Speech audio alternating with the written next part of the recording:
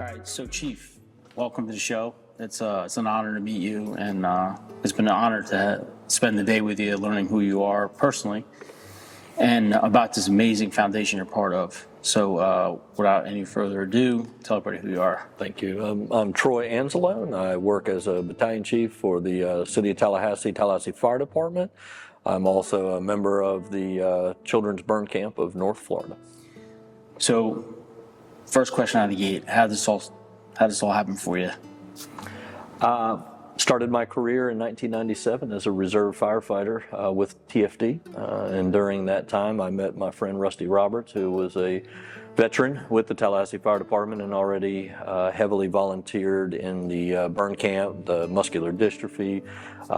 At that point he extended an invitation to me to attend a burn camp that year in 1998. Wow, so you've been involved since '98.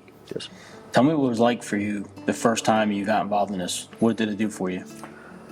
It changed my life because I didn't know what I was getting into. I was invited to a camp that sounded fun, right? It was outdoor activities. I liked kids and, I enjoyed doing outdoor activities. So when we went to this camp, I was able to just go and do those things. I was provided the opportunity to mentor one young man. When I went, I was able to interact with many people, firefighters from all over the state and kids from all over the state, but it just gave me a chance to see things from a different perspective. We're running emergency calls, and here we have kids that may have been part of a fire emergency. So I was brand new as a rookie. You're bright-eyed, bushy-tailed. I had a good heart. Wanted to do things that were beyond myself. That's why I got in the job. And Rusty's leadership, I know I came back, and he reminds me of a little letter that I wrote him that gave thanks for inviting me, because I did go home, bragged to, at that time, my girlfriend, who is now my wife of 23 years, how much this changed my life. And I've only missed 1 year due to one of my children's birth, but that's been a good legacy. That's a good reason. Yeah. So, wow, since '98. So this started in 2001. Yep. So, tell me what it's been like for you to see the growth in this time. Those first few years, we were participating in a camp that was statewide, and Rusty and I and a couple of other of our co-workers in Tallahassee, we just spoke about the lack of anything up in the Panhandle. So we thought, wow, it'd be nice to have a camp that's up in this region. We have a beautiful area. We have amazing beaches. Cape San Blas was one that he was familiar with. He participated in a muscular dystrophy camp. So we had this location, and then there was the desire to serve. Really, we were not looking at just kids from North Florida, but wherever in Florida. At that point, we decided to move forward with creating the Children's Burn Camp in North Florida. And we only had firefighters from Tallahassee at that time. We really didn't reach out beyond that. We had 16 kids that when we, like Field of Dreams, when you build it, we'll see who comes. Right. 16 kids came. We had enough volunteers. And when we got there, we didn't know what to expect. We knew we had to feed them, provide shelter, make sure their parents were okay with them being gone. Rusty was an angel in a sense because he had a few kids that didn't come from households that maybe the infrastructure was good, so he had to go, one kid he had to go pack for. He had to go pick up and deliver. There was a lot of logistics to make the camp work, but it went off. We felt like it went off amazing, and that year the kids named the camp that year. Yeah. So and I remember, and speaking to Rusty, everyone just learned that how the name was created, and I think that's so amazing. You had three kids that the three amigos. The three amigos. And it turns into this, and to see it today. If I can just share with you personally, my own experience today is just to be here and to see the kids interacting with each other and to see the logo, the Three Amigos, and then learning from Rusty what it meant and how it came to be. It's just so special. And I often don't get too emotional with these things, but today it hit me pretty hard to see the kids interacting with each other and being one big family and smiling, it's just special. And what you guys do is just something so different than anything else I've seen around in the fire service, because we do some pretty amazing things, and it's a noble calling. And this is just another example of what I mean by that. When I say a noble calling, when people talk about the fire service, what else? They don't just put out fires. Talk to me about what this has been for you personally. Like, what's this done for you? Well, when this camp has evolved, we're just shy of our 25th anniversary. Anything that goes that long has substance, otherwise it wouldn't exist. Our relationships, Rusty's, one of my closest friends, that happened through the fire service.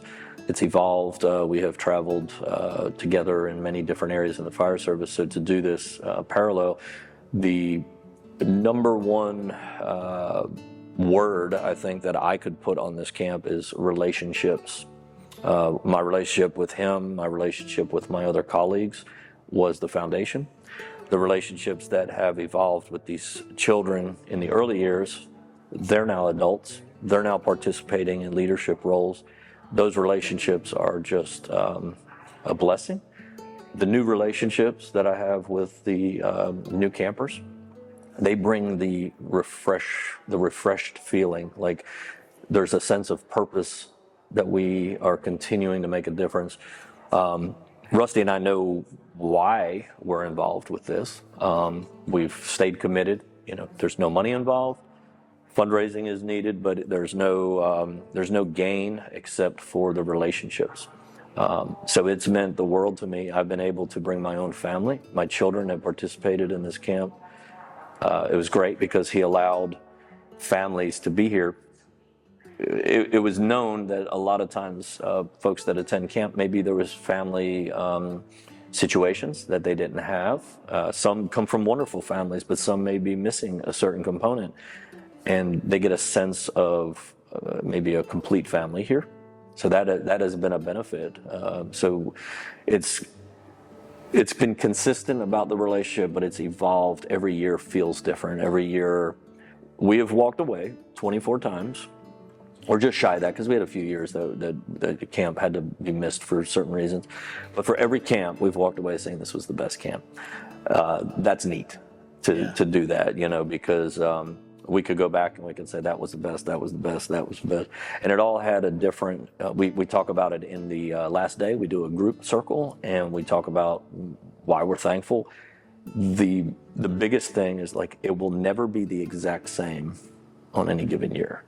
There's different people that show up, but the completeness of it and maybe the fruits of the labor, I wouldn't say it's just Rusty and I's labor, but for all these years, we are seeing there's just shy of a dozen former campers that have maintained from camper to counselor, and now they're moving into leadership roles. Rusty and I are, we're having a succession plan going on right now where we're preparing the future leaders to take our place so we can just step back and be supportive. I think any good entity requires new and change and something that will bring it forward, and we're planning that for its future because this is it's an entity that needs that. So these kids are now adults in their own careers, and they're making their way into being able to run it and maybe make it better than we ever did. Today I spoke to a firefighter. I spoke to a teacher that were young kids in the burn camp. And man, to talk to them today and see where they're at in their lives and what's paramount to them is the camp, right? This is what they contribute to their life succession. They like the camp. So that in itself has to be so powerful for you and for Rusty to hear those things and to be part of that. And I know for you guys to see the firefighter walk and get pinned by people from this camp, that's 1 year ago. 1 year ago. Yeah, it was last night when we were at dinner. Right. The graduation was the pinning ceremony was last night a year ago, which was pretty neat to watch. That's incredible, man. It's so incredible. And to hear her story was special, man. why people get involved in fire service. Most of it, is legacy stuff, right? Your father, your grandfather, your uncle, your cousins, and that whatnot. But to hear her story was pretty remarkable.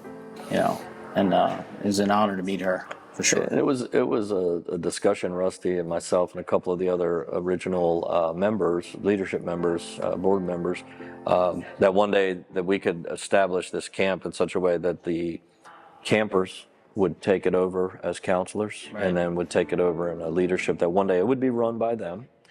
We can simply do the fundraising and the planning and just be a complete support system. But it can be truly their camp. And we're in that generational shift. Mm-hmm. We have one generation in. Maybe Rusty and I will see it, be a 50-year-old camp. We'll see. Mm.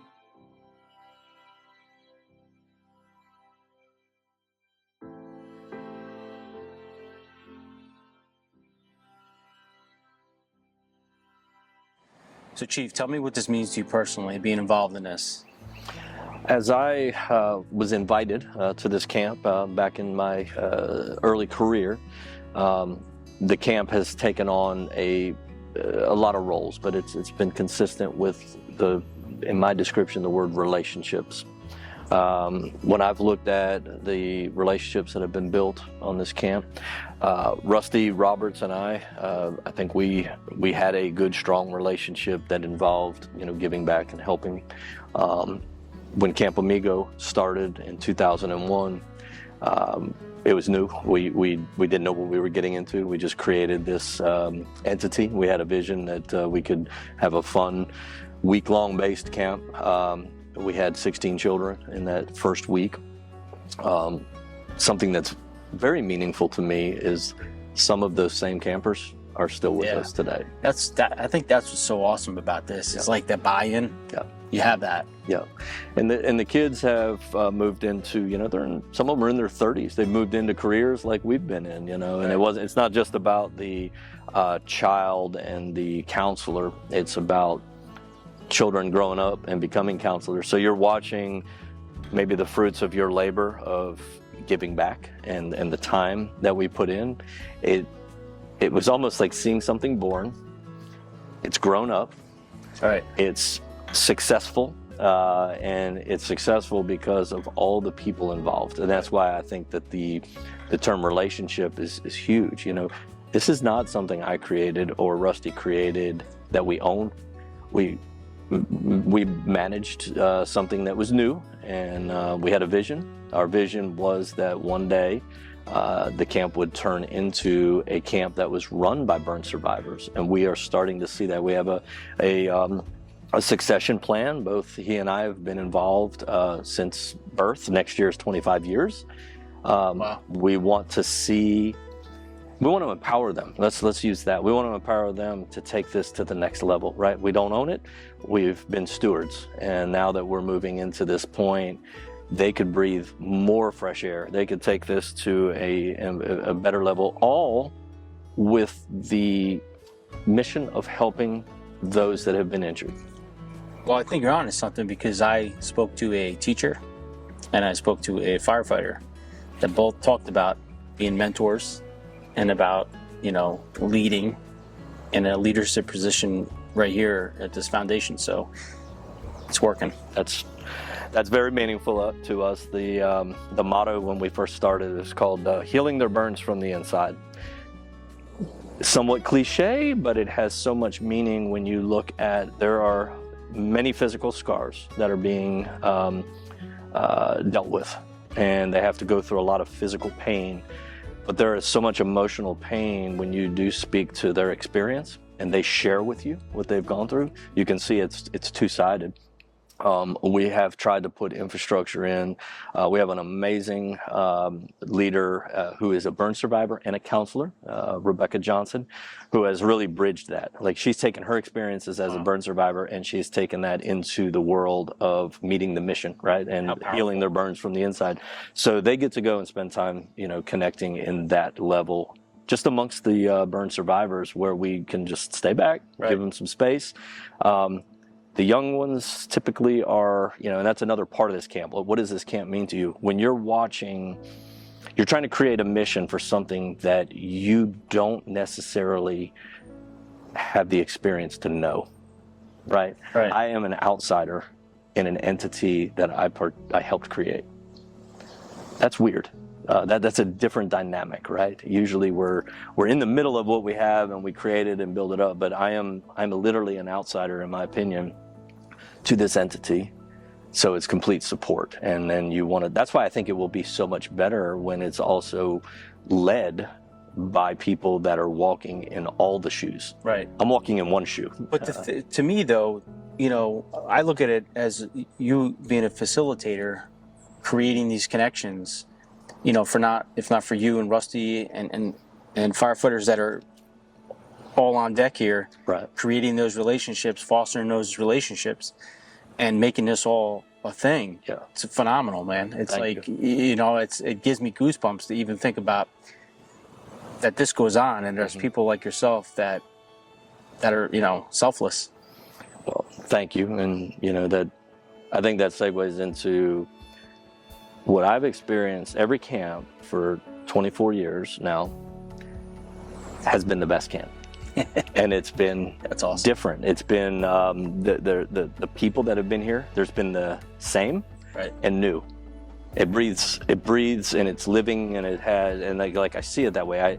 I wouldn't come back all these times, leave my wife and come here. We're so busy if I wasn't filled. Right. Like, this breathes life into my life. That first year when we were talking about what it meant to me, starting off, I got invited. I wrote a letter to Rusty thanking him for this opportunity. And now here I stand all these years later helping manage it. But yet I'm wanting to keep the humility. People give me a lot of praise. I want to receive it, and I want to do right by it, because I never want to feel like I'm an accomplished anything with this camp. Our meeting, let's put it this way, here we are in a new place. The last 3 years, 2 years here, COVID set us back. 19, we were here, right? Before that, we're up in the Panhandle. The sheer fact that we're coming in touch with each other, and we're now getting to speak about this on a different platform, right? We were an unknown. We got known in circles. Mm-hmm. This may give us an opportunity to be better known and share messages. So that's my goal. To me, God works these relationships. So here we have camp relationships, and then we have these peripheral relationships. So again, all down to relationship, and then we're going to take whatever happens with that, right? And we're going to do right by it. So if we raise more money, we want to raise more potential and more capabilities and serve more.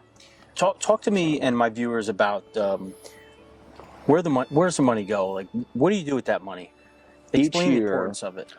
No one at camp receives a wage. Right. It's nice because you can tell people dollar in, dollar out. And we have, for the board, we have a board of directors. So we're a 501c3, and that requires at least 4 board directors, president, vice president, secretary, treasurer. We have a director. In the coming year, we are recruiting our young adult counselors that are interested. We're going to broaden the board. This is the transition plan where we broaden the board and we give a little more stability to it. And then those of us that need to take a step back, we'll take a step back, but the camp itself will be strong, right? So the monies would go to the actual camp, activities, transportation, food, insurance, supplies. We buy supplies, toys, and we attend a water park. In 3 years of the 24 years that we've gone to the Nantahala Outdoor Center in North Carolina, so we've bussed a large number of people. It's all about the experience. When we were at the beach, we would do boating and fishing, snorkeling, so we had those activities that we would do. When we went to North Carolina Outdoor Center, or Nantahala Outdoor Center, whitewater rafting, we would set up fly fishing, we would set up hiking, we did zip lining, those kind of things. Transportation was huge. That camp, I think during those 3 visits were somewhere between 80 and 90,000 to do. We were taking 120 people at the time up there. Wow. So logistically, it was a lot. Yeah. we had to save for multiple years. So our goal was, let's have 10 to 15,000 excess every year. You build the kitty, you plan, Right.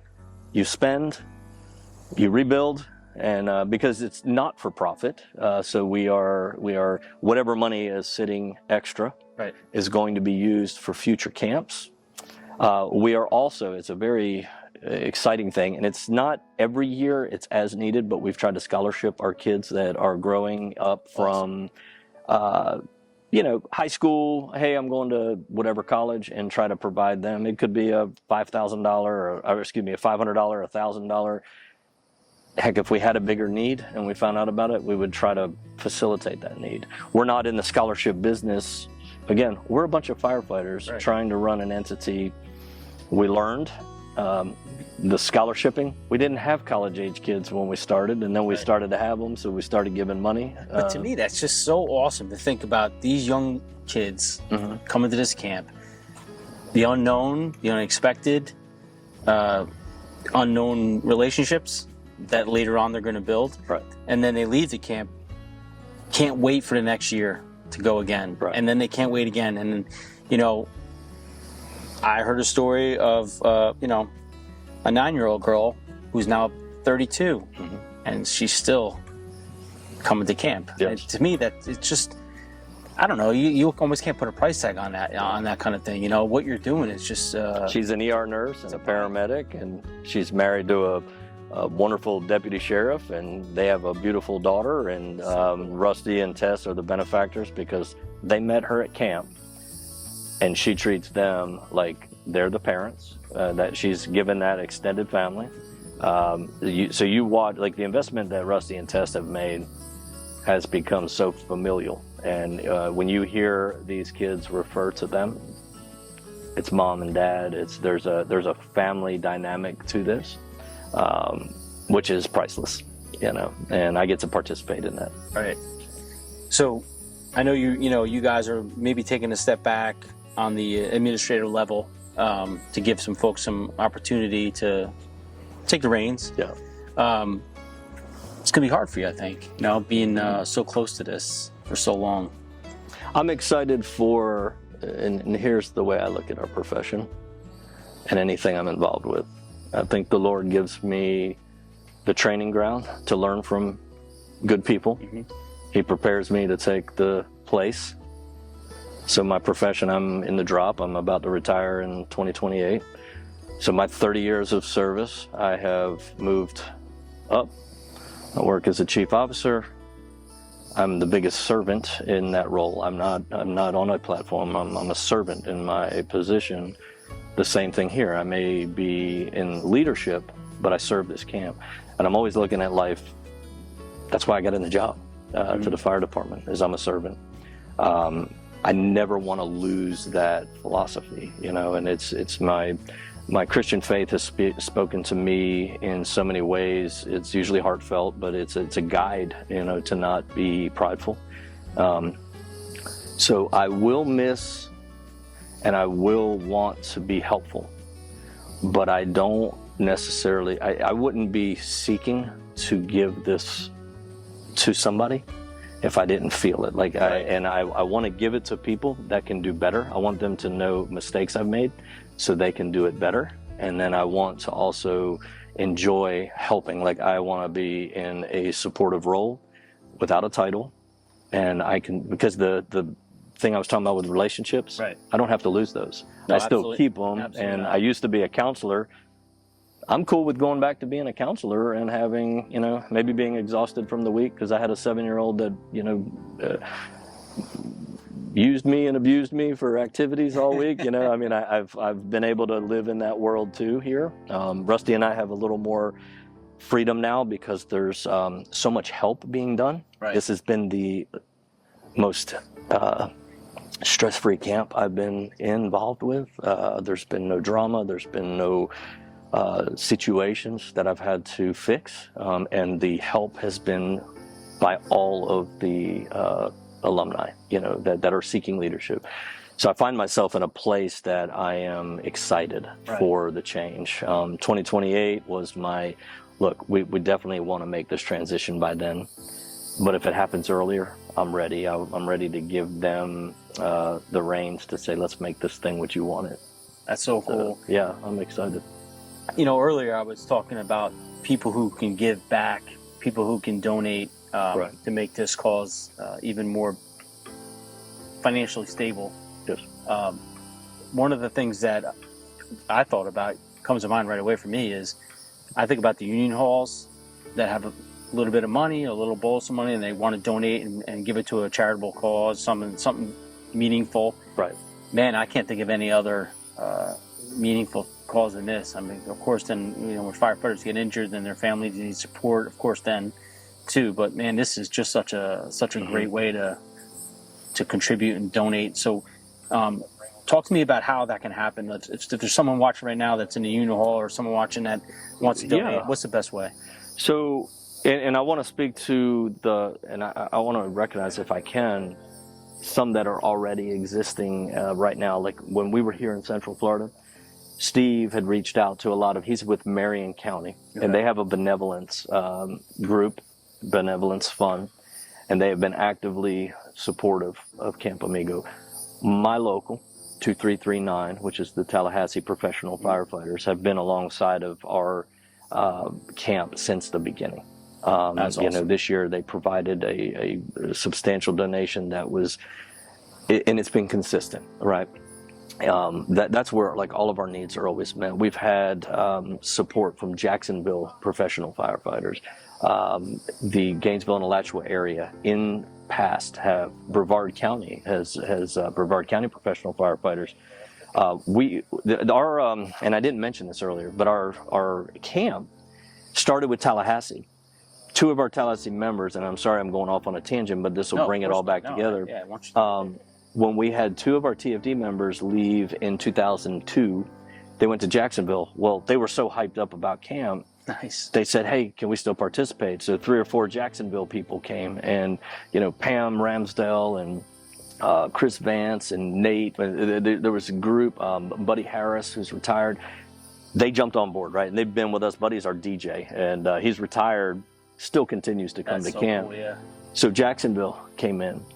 And then the relationship with Alachua and Gainesville started to creep up because we're around Shands. And then when Rebecca got involved with us, her and Steve actually met at camp. We are the product of some families. They met at camp and got married, have a family. That's great. So it has spread throughout unions and locals. Awesome. And they do provide stability. Of course, we would always welcome a new supporter.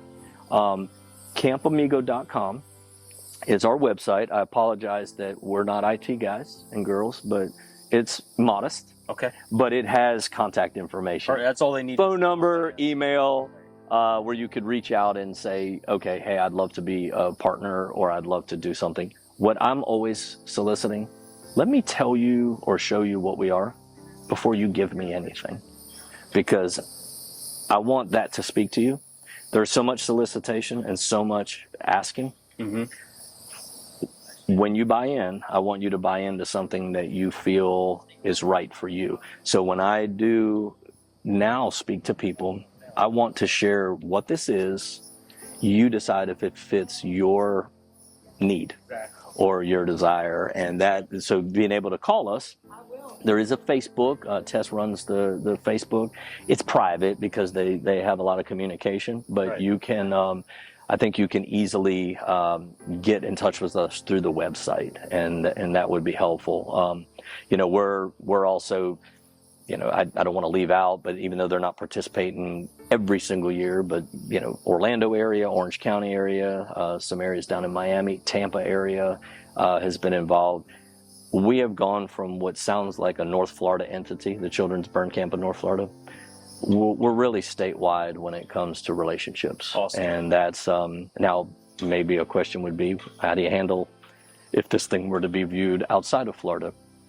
People usually want to sponsor people from their areas, right? So, hey, oh my gosh, you're taking a kid from such and such ville. Right. Well, we're from that ville, and we want to give you some support. Absolutely. I think that's how this works, Absolutely. So, Chief, I just want to say it's been an honor to meet you, Rusty, everyone here, everything you're doing is just it is God's work. It truly is, and it's just cool to learn about this. And I'm really excited to learn more about what you're doing. And the biggest thing I hope comes out of this is that people are educated on the importance of this foundation and what you're doing for these families. And I said it before, and I'll say it again. For me personally, I think, like you said, seeing's believing. So if you come to hear, you come to something like this and you see their faces and you hear their stories, you see the relationships they're building, the three amigos. I mean, that's powerful stuff, and I applaud you and commend you guys for what you're doing. I really do. It's heartfelt. Thank you. And you're, I won't say whether you like it or not, but you've kind of been brought in. Yesterday was the first day of this relationship, so you're always welcome.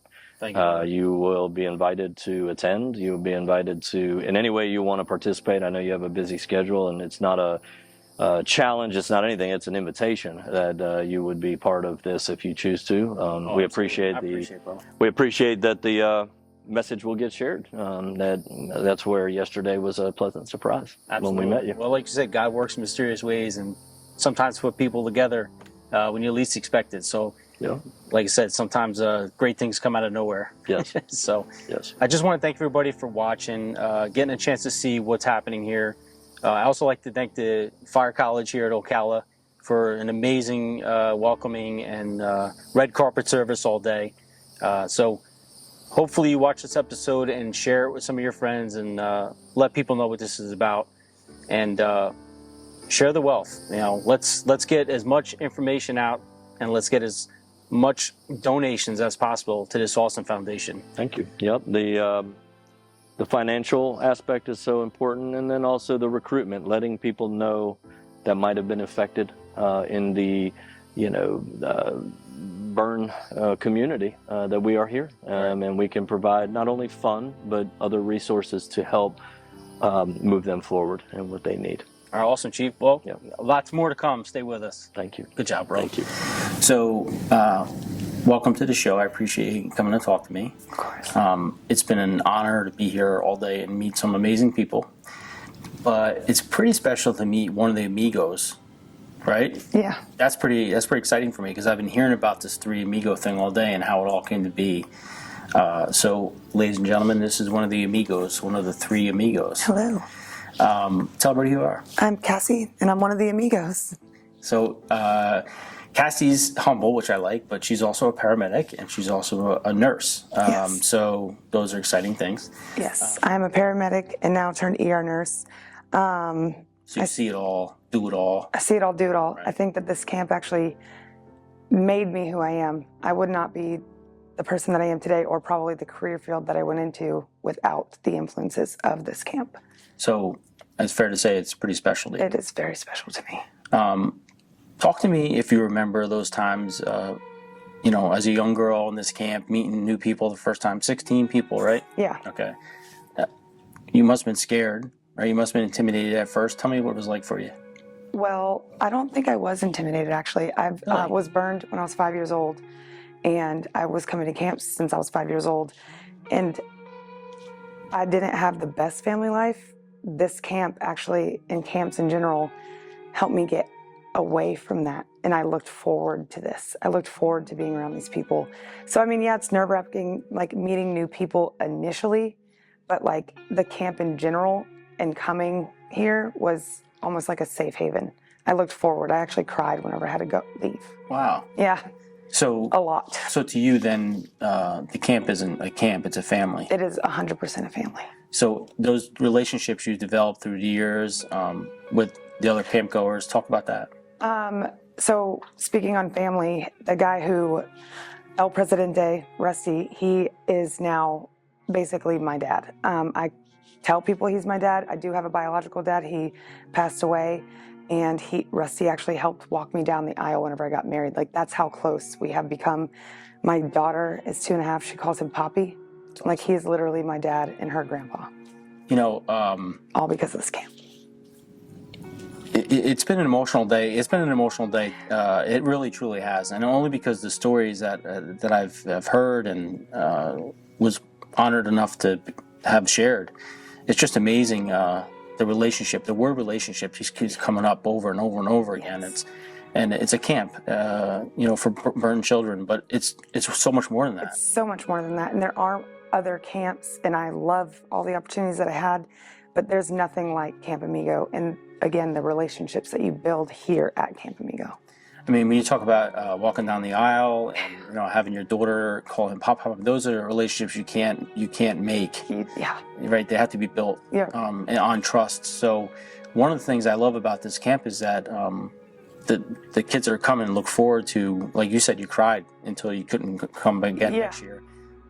That requires a lot of trust, a lot of trust in the people that do it, a lot of trust in the people that are here mentoring you. Tell me how you got into the role of mentoring. So, you mean just being a counselor? Right. I think it fell naturally, honestly. Like even to this day, I don't do as much as I want to right now because I do have a 2.5-year-old. But even to this day, as a camp, like it's just something I know. Even if I start a new job, I'm planning. It doesn't matter when I start the new job. They already know that I'm taking off for this camp. I was a camper and I never planned on ever leaving. So I'm like, so I'm going to be a counselor next year. You know what I mean? Like while I was a camper, I already knew that I was going to be a counselor. Wow. While I started my counselor journey, I already knew that I wanted to be a bigger part of it. Like I want to be part of the setup. Like I want to be behind the scenes. I want to recruit. Obviously, I don't wish burn injuries on anybody. Of course, right. However, if I meet somebody, I tell them about it. If I reach out, I try to get contacts, like I want to be more behind the scenes. And I think just expressing that, it just kind of falls naturally. Like, I don't know if there's not one thing that made me like, I'm going to do that. It's just part of who I am. Right. It's an extension of my life. I think one of the things that's cool is the fact that, you having this personal experience yourself, what you went through, what the other kids went through. So now as a paramedic and as an ER nurse, you see patients that come in and burn, and you can be an amazing, an invaluable resource to families. Yeah, it's actually funny. I'm like, not the wound care person, but somebody comes in, I'm like, oh, I got it. Like, I know not only like emotionally I got it, because sometimes you have to read the room, obviously, but you kind of know what to say while they're doing their painful, or cleaning up a wound or something or a burn. And you kind of know, like you can literally say, trust me, I get it. And then, not that I'm telling them to look at me, but they know that I understand. It's not just a nurse being like, I know it hurts, but like, I literally know. Right, you understand. Yeah, so, I understand. That's the trust I'm talking about. Yeah. Like when they see you, they'll say, wow, I understand. She gets it. And make them feel more comfortable. 100%. So what are one of the things that you look forward to every year? Once the camp's coming, what are the one things you look forward to? Is it seeing the new faces? Is it learning new relationships? What is it for you? I do love meeting new people. I love seeing new people. I love them. I love the first day. I love showing up, trying to, break that ice. Right. There's actually a few things that I look forward to. I look forward to the planning of things. Like when we get here, I look forward to seeing it all play out. Right. I look forward to the plans that we had before we even got here. I like seeing that play out. And then I also look forward to our meetings that we have. We have one burn survivor meeting because I feel like that brings us so much closer. Right. We either do it depending on how many people are here and what the vibe is, we either do it on the first day that we arrive or the very next day. And it just and we try to do it earlier in the week because we tell our stories. It's kind of like we call it pillow talk. It's kind of like a pillow talk, but only for the burn survivors. And they don't have to share their story, but we get to know each other on a deeper level.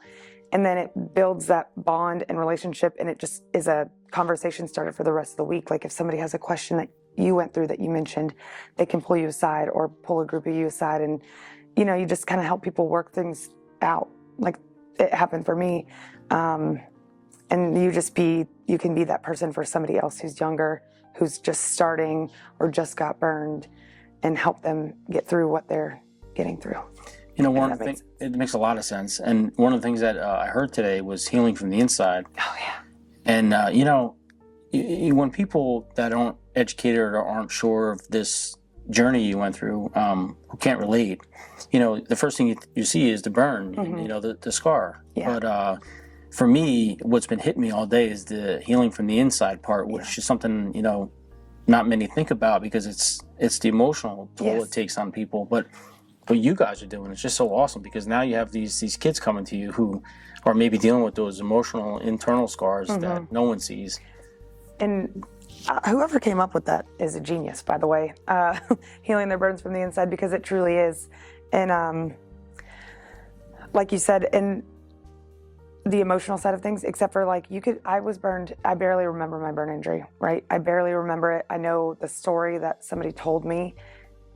I remember one little piece of my burn injury, but there's different stages in life that it brings it up. You could have to have surgery, or you're having a kid, or you're going to college, and all of a sudden, or being a paramedic or a nurse, and you smell that burn injury for the first time you didn't even know was a trigger. Now all of a sudden triggered you because you're working as a nurse and you're like, wow. After everything's all said and done, the very first time that happened to me, I had to walk away, go to the bathroom, and I cried. And I was like, where did this come from? I didn't even know that I had that feeling. And because I can talk about that in that group that I said and work through it, I feel like it's just made me literally healed. Yeah, I mean, that's exactly essentially what's happening is you're being healed and you don't even realize it. Yeah. Wow, that's pretty powerful stuff. What is it about what got you involved in wanting to be a paramedic? Was it the influence here, or what was it? I'll tell you the honest truth. I became a lifeguard when I was 15. I wanted to go to nursing school, didn't get in. It was very competitive, so I was like, I'll just go to EMT school. I watched all them do it. Right. And then from EMT school, I went straight into paramedic school.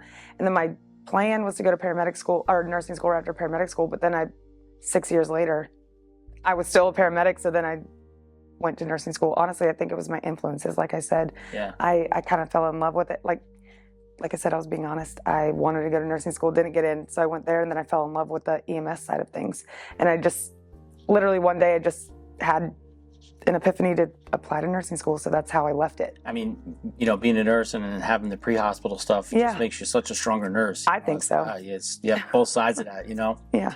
You're pulling them out of the weeds and, bringing them to the ER, but now you understand both sides. Yeah, now I'm in the ER and I know exactly what they're talking about when they say X, Y, and Z on scene. So I think it helps me have a different perspective.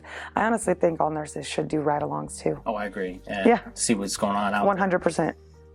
Maybe they'll be a little nicer to you in the charge nurse area. I'm only kidding. It's all right. I know how to handle them. So talk to me about what happens from here. What's your 5-year plan? My 5-year plan, I want to be more involved in this camp. I think the plan is to have us survivors kind of take over in a sense. They'll be the people who are in charge now will be in the background. I honestly don't know what that looks like though, because there is a group of us. We're all different personalities with different expectations. I just want to make sure that I'm still involved. I don't want to just be here. Does that make sense? Obviously I want to be here, but I don't want to just be an attendee. I want to take a bigger role. I want a bigger role. I want to make sure that I know everybody who's here. I like to sit at different tables whenever I eat if I can, if they're not already taken. I want to make sure that I know people. I want to stay in touch. I want to do outreaches. I want to take classes. I want to know more on the camp side, how to actually run. I don't know if I'm going to be running it, but I want to do more. I want to be a bigger part of it. I want to keep it going. I don't just want to I'm going to camp, What are some ways that you think, and this is just your personal opinion, but what are some ways that people can help more in this cause? How can people be better advocates and better stewards to this program? I mean, again, if we're just being honest, donating to camp helps because these kids pay absolutely nothing to come here. Their parents pay nothing. If we need to, we provide transportation for these kids, so that's not even an issue. We will find a way. I mean, I heard once where Rusty went and actually helped the kid pack to come. And absolutely. Sometimes. It's amazing. It hasn't happened in a while, but sometimes we'll even buy, again, sometimes they come from unfortunate situations. I never needed clothes coming here, but sometimes we even buy clothes when they get here, or a suitcase if they don't have one. Wow. If they show up with a garbage bag with their clothes in it, we'll go do that. And that's all donations. Just spreading the word, And then, again, I never wish burn injuries on people, but fire safety just spread that, you know. Yeah, because there's so many ways that this could be improved where people, and I don't mean the program, the program's amazing. It's going to be here regardless, accidents happen. Yeah, don't change anything. It's an amazing, heartfelt program. What I mean is it can be improved where people can help more from the externally, help more donations, spreading the word, letting people know. Yeah, donation doesn't have to be monetary. I mean, I guess it is monetary regardless, but like find out when camp is, see if you can, if we ever get back on a water somewhere, you have a boat and you, or a charter or, you know, activities for these kids, arts and crafts supplies, just donations in general, just help them have a good week with the camp. And then we can keep running. We can keep doing, we can keep healing from the inside.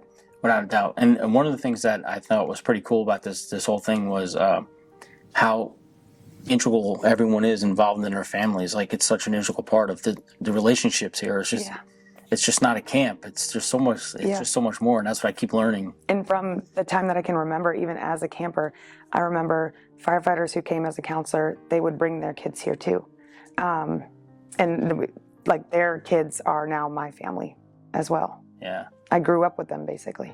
It must be special to you know, be a kid that's unfortunately has a burn and comes and sees kids that look exactly like them. Yeah. Right? And they have the same scars, and then immediately it must make them feel, I'm assuming it makes them feel more comfortable in their own skin. Yeah.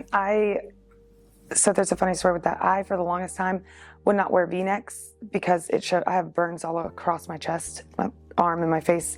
I wouldn't wear V-necks for the longest time.